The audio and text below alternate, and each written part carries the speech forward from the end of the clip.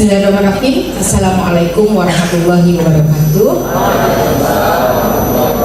Saya nggak mau di podium karena seakan-akan yang di podium itu yang harus berbadan tinggi. Oke. Pertama, apresiasi keberanian seorang rekan perempuan menyelenggarakan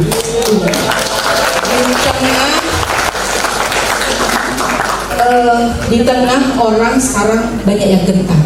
Dan tentu kita, Pak Saiful Mujani, kita sering menyebutnya di Ciputat Kak Ipung, ini seperti membangun atau mengajak siuman bersama untuk tidak menutup berbagai realitas. Dan beberapa hari lalu, 2 hari lalu kita merayakan Hari Kartini.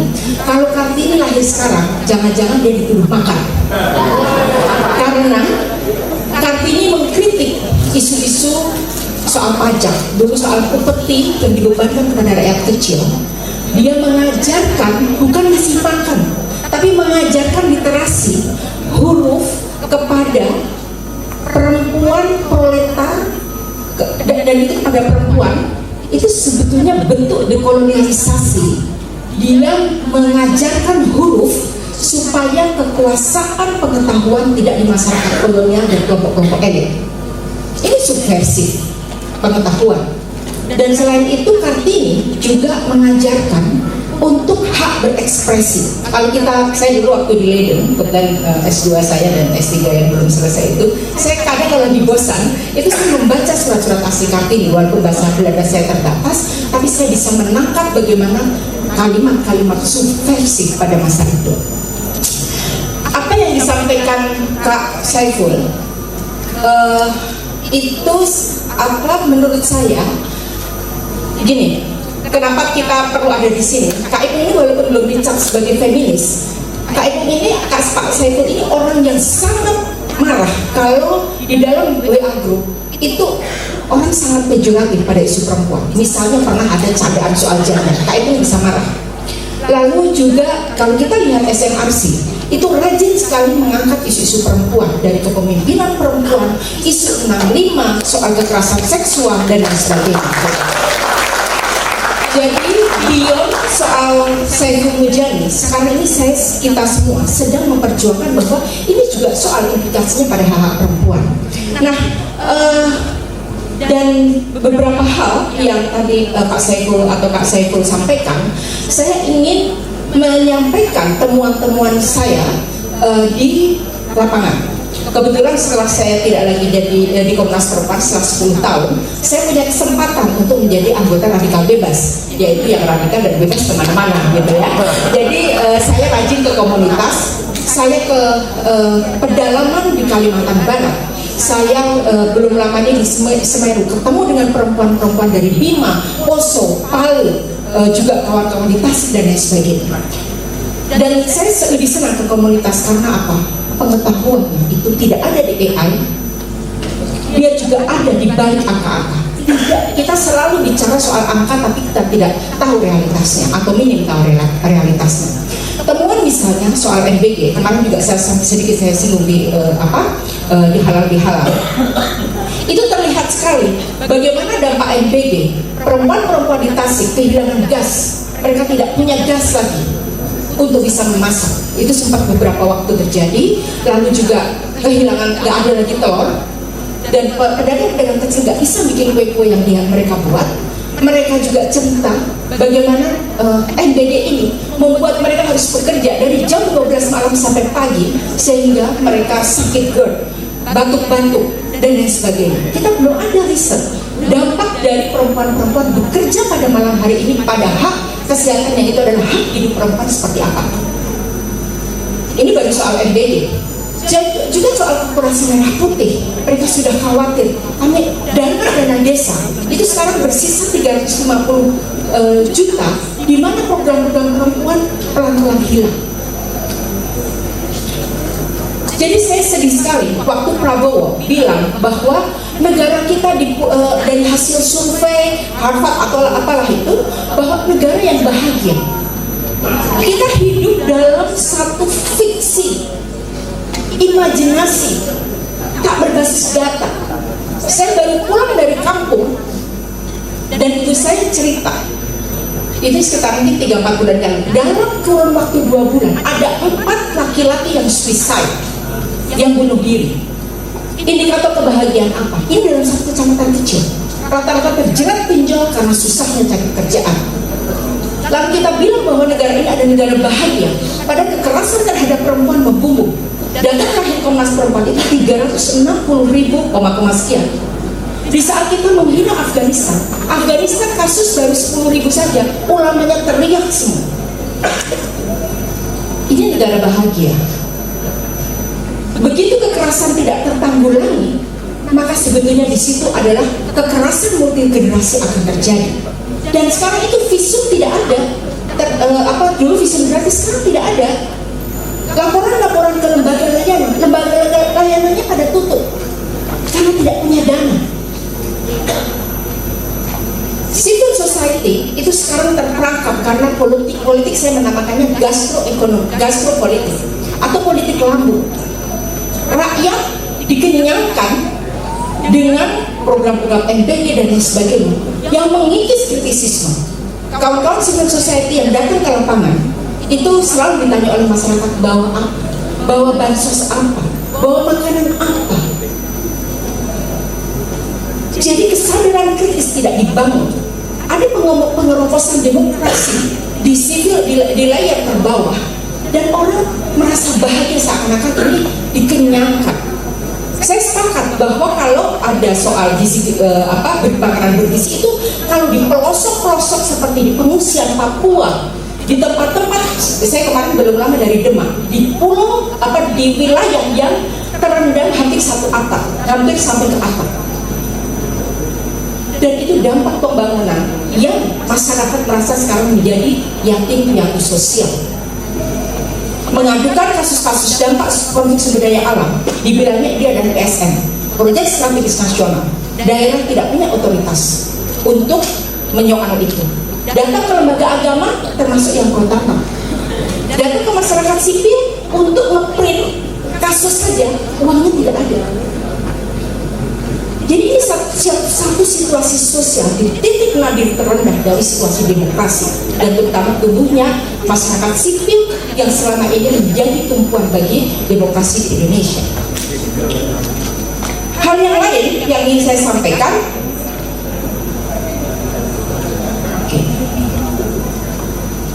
apakah orang kayak Saiful Mujani dan sekarang berderet orang-orang yang mau dipolisikan itu dalam konteks hak asasi seperti apa? Saya ingat waktu awal-awal mengenal hak asasi di training di Bangkok, di situ dibilang bahwa harusnya negara yang demokratis itu tidak pernah akan ada tahanan politik, karena politik itu hak berekspresi, hak paling dasar manusia. Berbeda pandangan tidak harus dipolisikan, apalagi dikriminalisasi.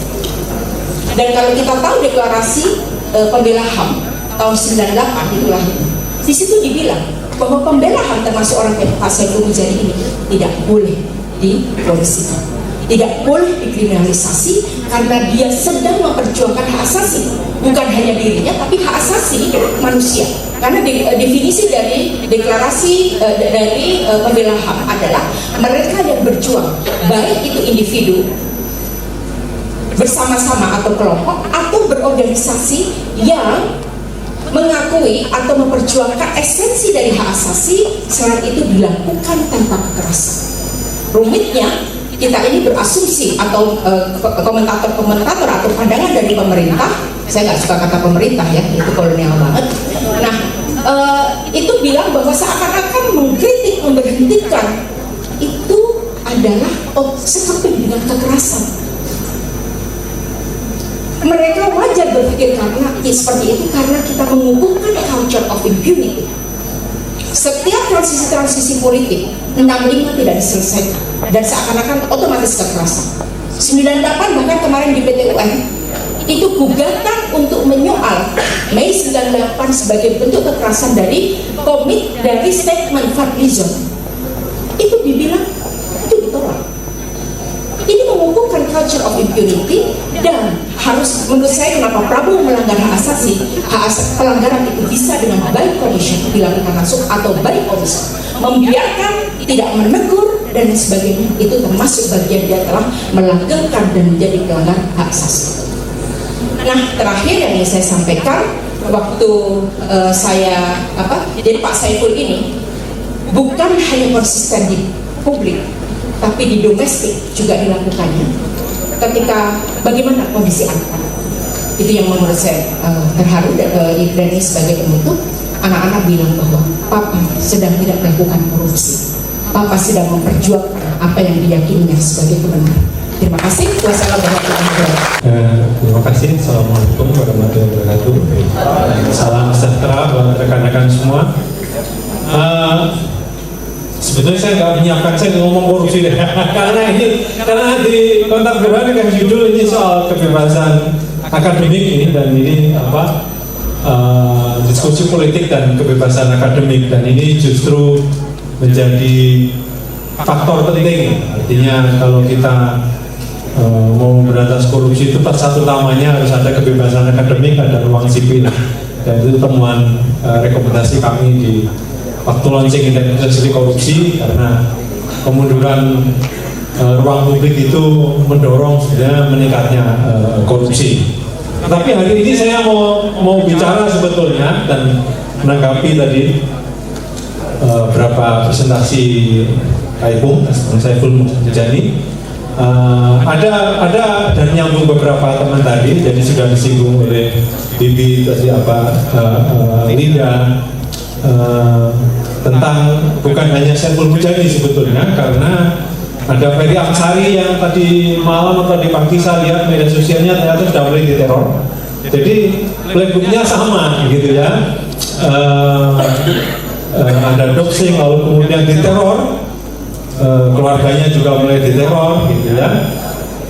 Ini juga melanjutkan sebelumnya tadi ada banyak mahasiswa yang sebagian masih ditahan, sebagian masih menjalani masa tahanan setelah demo Agustus kemarin, dan juga Andri Yunus yang kena serangan air keras. Kalau menurut liputan Tempo harusnya itu Isnur Usman Celios yang kena air keras, bukan Andri Yunus. Artinya ini sebetulnya ada cara-cara yang dilakukan oleh negara gitu ya untuk merespon suara-suara kritis ya. Nah, saat yang sama media massa juga mengalami banyak tekanan gitu ya. Kalau Anda menonton Kompas misalnya, Mas Budiman Tatnorejo kehilangan mejanya di Kompas TV gitu ya. Atau kemudian ada partai yang lagi mau diakuisisi, medianya juga sudah diakuisisi sebetulnya. Jadi dengan menolak pendukung tetap aja diinjek gitu. Jadi kalau ada dia tetap aja diinjek gitu. Jadi ada jaminan juga gitu. Jadi ada jaminan kayak kalau kayak menolak dan kemudian pilih berdamping ke jawabannya, ada jaminan. Jadi ini menurut saya dan terima kasih ada kegiatan ini, ada komen halal bihalal, dan acara ini luar biasa. Artinya ini menunjukkan bahwa Saiful Mujani dan juga Sivitas Akademik KDUI menolak untuk tunduk terhadap berbagai represi. Nah, untuk menghadapi situasi ini saya baca kembali beberapa literatur, dan ada beberapa yang menarik. Saya baca lagi bukunya Angga Herianto soal state terrorism dan identity politik. Itu menarik karena apa yang menjadi ini sebetulnya ini seperti sejarah yang berulang kembali. Jadi bukan suatu yang kemunduran kebebasan akademik ini bukan sesuatu yang sudah menjadi sejarah, tapi justru sejarah berulang kembali karena hal serupa juga terjadi di masa lalu. Jadi ada aspek-aspek penting yang tidak dilakukan dengan berbagai macam teror, intimidasi, dan tekanan. Pertama adalah normalisasi ketakutan. Jadi kalau kita takut, kita tunduk, itu menjadi sesuatu yang normal. Untuk melawan dianggap itu pengecualian. Ini dibalik sebetulnya. Seharusnya kan kita tidak takut, tapi tidak dibalikkan dengan menormalisasi ketakutan. Kemudian yang kedua, ya, ini sudah mulai muncul.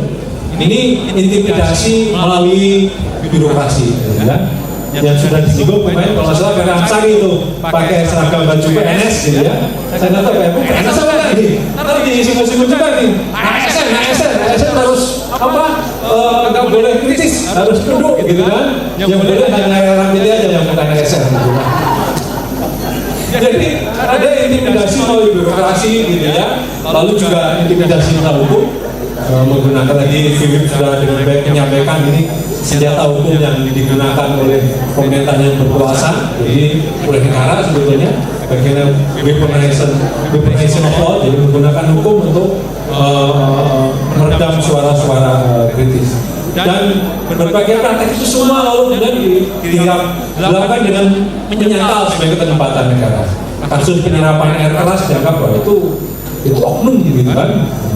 Itu bukan kebijakan resmi lembaga negara segala macam.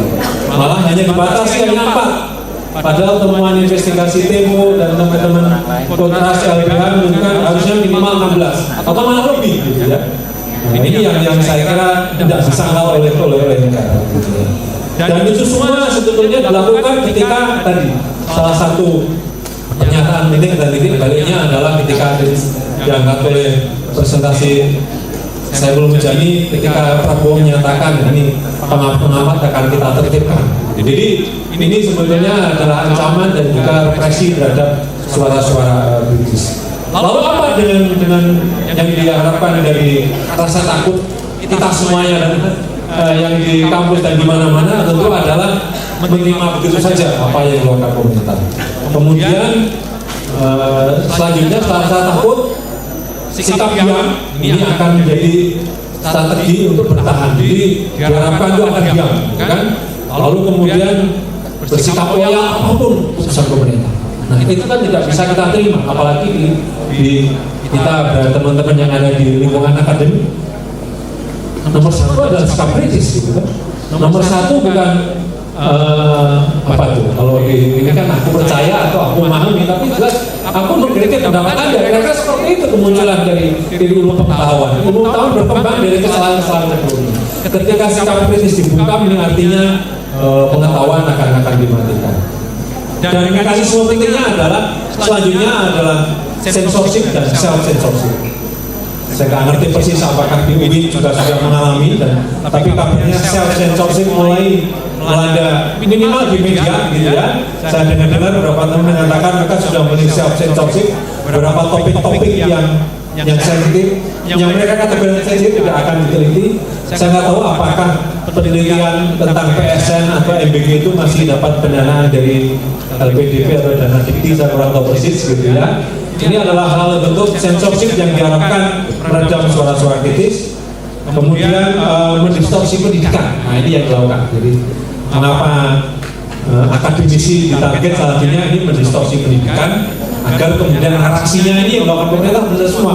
Gak ada yang salah dengan jalan-jalan luar negeri ketika yang lain disuruh hemat gitu ya. Itu gak ada yang salah. Makanya kemudian pendidikan yang didistorsi. Dan yang paling mengerikan adalah dengan segala represi ini adalah ketika para intelektual, jurnalis, akademisi justru takut untuk mengajukan pertanyaan.